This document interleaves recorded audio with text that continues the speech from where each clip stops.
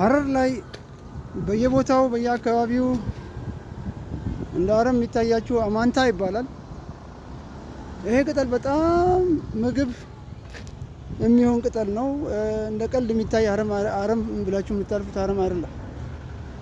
ይህን ልብ አድርጉና እስቲ እንደ ቆስጣ ስሩና ምግቡን ልጋብዛችሁ፣ ሞክሩት። ይሄ በተለይ ደግሞ ቀዩ 4 አይነት ዝርያ ያለው ቀዩ አንደኛ ነው። የቀይም አይነት አለው። ይህን ልታዩት ትችላላችሁ።